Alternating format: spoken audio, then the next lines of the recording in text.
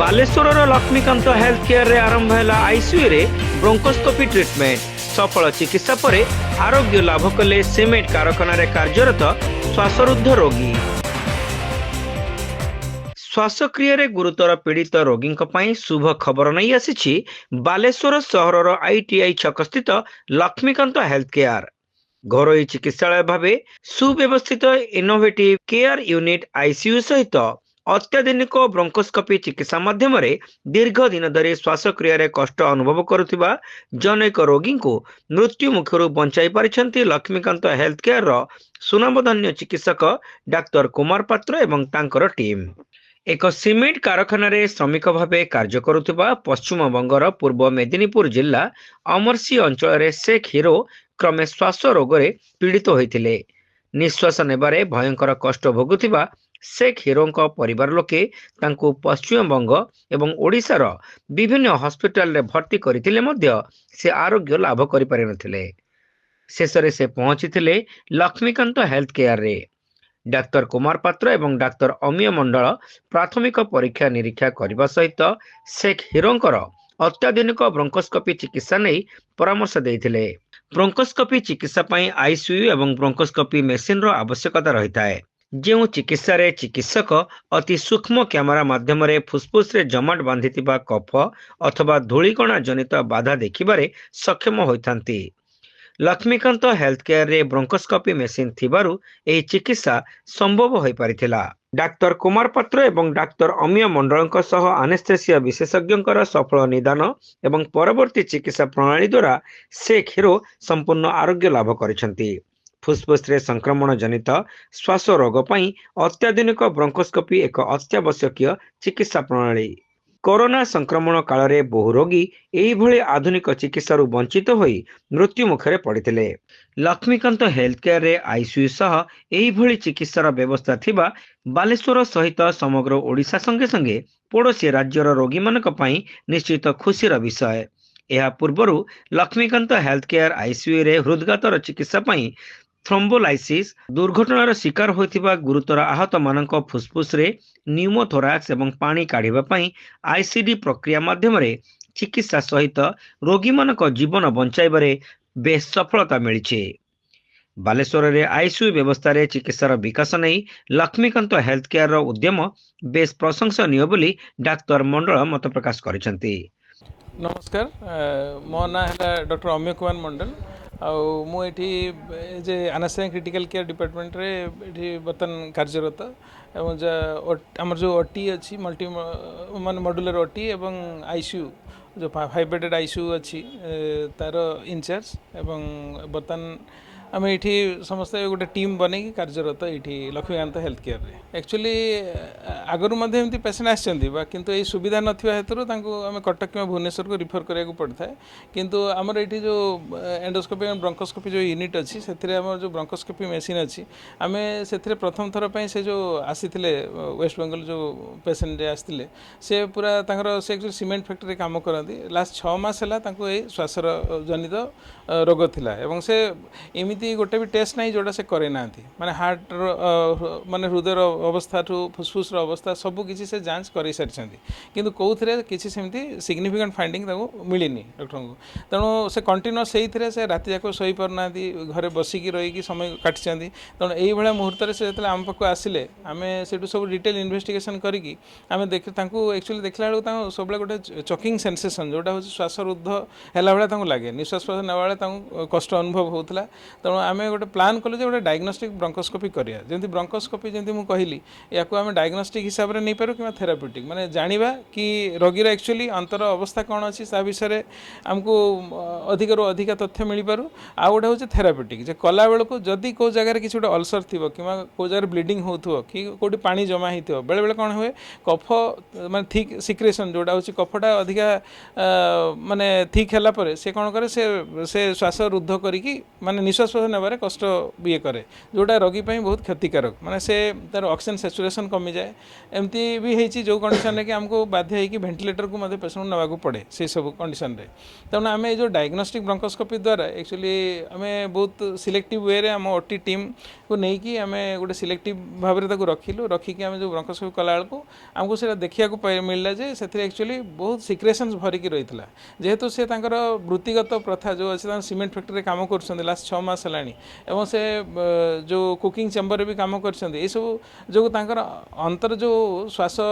जो माने trachea bronchus जो आम कहूँ तार से गुड़ा सब पूरा स्टैंड होकर रही है सिक्रेशन भरिकी रही है जो श्वास निश्वास नेबार कष्ट होता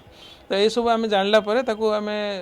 पूरा जोटा कहते बाल बोली कहती ब्रोंकोस्कोपी जो लाभेज बोलिकी से थर आम से सिक्रेशंस को बाहर कलु ताकू परीक्षा पठेलु आउ किसी तार टिश्यू नहीं कि परीक्षा को पठेलु जे तार एक्चुअली डिजीज कौन पैथोलॉजी विषय आमको जानापी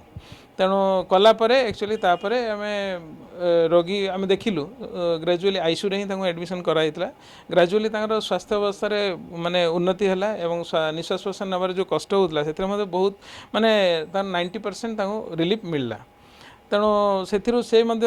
बहुत संतुष्ट हेले जे एत द्वारा जो ब्रोंकोस्कोपी द्वारा एक्चुअली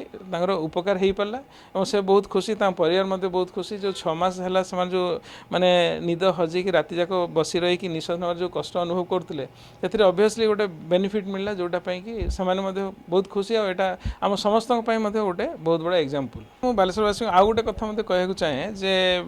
एक्चुअली कोविड बेलू आम सब देखिले एक्चुअली बहुत जिनसर एक्चुअली चिकित्सार अभाव कारण एटे माने मोर्टालिटी बहुत अधिका भी होता लोक आम भुवनेश्वर कटक भी पठेदे तेणु आम समस्ते चाहूँ जे बालेश्वर केमती आईसीयू डेवलपमेंट हो बुझिपारे तेणु जो इंटेंसिव केयर जो सब फैसिलिटी लोक प्रदान कराऊँच से समस्ते माने एज ए टीम होगी काम करा उचित समस्त माने चिकित्सालय थी समस्त जमी पल्मोलॉजिस्ट हो मेडिसिन स्पेशलिस्ट हो इंटेंसिविस्ट जो क्रिटिकल केयर स्पेशलिस्ट समस्त मिसिकी से करा दरकार एवं आउ गोटे आपण मानक गोटे खुशी खबर एक्चुअली देवाई मुझे चाहूँगी जे एक्चुअली या पूर्वर ये तो ब्रोंकोस्कोपी है या पूर्व प्रथम थर पर आम हृदयाघात रोगींकर थ्रोम्बोलाइसिस ये करी से पेसेंट को जो माने से स्टेबल है बाहर हॉस्पिटल को पठाई जोटि जो एनजीओ आप एनजीओग्राम कलापर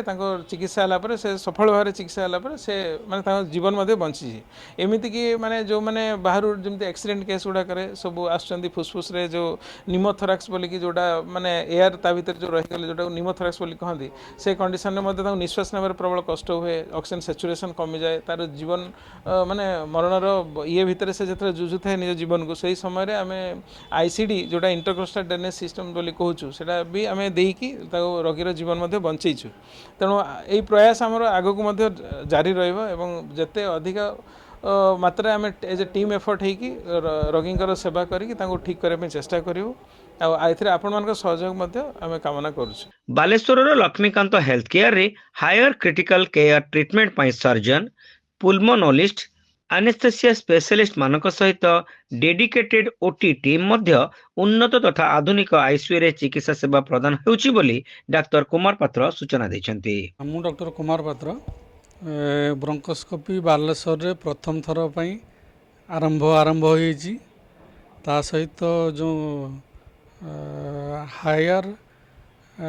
क्रिटिकल केयर ट्रीटमेंट पाई मेडिसिन पल्मोलॉजिस्ट और क्रिटिकल केयर स्पेशलिस्ट टीम रे आम बालेश्वर वासी को उत्कृष्ट मानर आईसीयू सेवा दवाई आम चेष्टा करुचु। एबे तो सब किसी ये पीएमजे योजना सब तो माने इंश्योरेंस सिस्टम पीएमजे योजना तो सब गुड़ाक से सुविधा बर्तमान लक्ष्मीकांत केयर हेल्थ केयर रे गरीब थिले मध्य कार्ड माध्यम रे सब सुविधा पाइबेरी। श्वासरुद्ध कारणरू दीर्घ दिनरू कष्ट परे डाक्तर पात्र एवं डाक्तर मंडलंकर सफल चिकित्सा परे से क्षीरो संपूर्ण आरोग्य लाभ करने सह घर को फेरुथिबा तांको भाई कहिसंती। सेथिपाई से लक्ष्मीकांत हेल्थ केयर रो कर्तृपक्ष को विशेष कृतज्ञता जणाइछंती। ये मेरा भैया है, बड़े भैया, इसका नाम एसके हीरो है और हम लोग पश्चिम बंगाल वेस्ट बंगाल मिदनापुर डिस्ट्रिक्ट से आए थे इनका कुछ गला में प्रॉब्लम था और लंग्स में, ये सीमेंट कंपनी में काम कर रहे थे। तो डॉक्टर ने बताया जो इनको ब्रोंकोस्कोपी करना है। तो मैंने उड़ीसा बालासर लक्ष्मीकांत हेल्थ केयर में एडमिशन किया। तो डॉक्टर कुमार पात्र और डॉक्टर रोमियो मंडल के अंडर में उन लोगों ने रिस्क लेकर वो ब्रोंकोस्कोपी किया और वो सक्सेसफुल हुआ। लक्ष्मीकांत हेल्थ केयर प्रतिष्ठाता बैद्यनाथ नायक एवं सुशांत कुमार नायकंकर प्रचेष्टारे बालेश्वर रे स्वास्थ्य सेवार उन्नति सह रोगी मानकु आधुनिक चिकित्सा जोगाई देबा पई निरंतर उद्यम जारी रहिछि बोली हेल्थ केयर कर्मकर्ता माने प्रकाश करिसंती। प्रथम देखंतु लक्ष्मीकांत हेल्थ केयर सुशांत कुमार नायक एवं बैद्यनाथ नायक महत उद्देश्य रे ए लक्ष्मीकांत हेल्थ केयर ती गढ़ी उठी केवल पेशेंट मानकु सुरक्षा एवं सुचारू रूपे तांकर रोगर निराकरण करी सेमाने केमती सुस्थ हो घर को जाई परिबे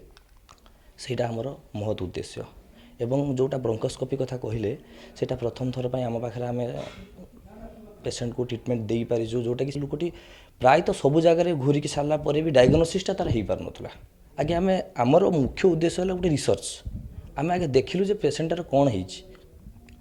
प्रकृत तार ब्रोंकोस्कोपी माध्यम रे तार जो निश्वास प्रश्वास नेबार जो असुविधा थिला ताको आम ब्रोंकोस्कोपी द्वारा करी लोकटी आम पाखे उपशम हो पारि। एटा हमर महत उद्देश्य एवं एथिरे जो माने इन्वॉल्व अछंती जो मानकर प्रचेष्टा रे हो पारि। प्रथम तो मु भगवान को बहुत बहुत धन्यवाद देवी सी तांकर आशीर्वाद रे किछि हो पारिबोनी। एवं द्वितीय अवतार जो माने अछंती आम पाखे डॉक्टर कुमार पात्र डॉक्टर अमिय कुमार मंडल एवं लक्ष्मीकांत हेल्थ केयर समस्त ओटी स्टाफ एवं समस्त कर्मकर्ता एवं आमर समस्त जो माने स्टाफ माने भी अछंती समस्त चेष्टा रे समस्त निष्ठापर रे ये सब जिनस आम पाखे माने सक्सेसफुल गोटे हो पारि। एटा गोटे ग्रेट अचिवमेंट आम पाई एवं पेशेंट मानक पाई भी गोटे बहुत भल जिनस जोटा कि रोगीटी प्राय तो ओडिसा रो कोन कोन सब जगार मेडिसिन पत्र खाई बहुत खर्चांत हो बहुत टेंशन नहीं आसी एठी एतले तार निश्वास प्रश्वासटा ठीक से चली पारि। याठू आज्ञा बड़ जिनस किछि नाही।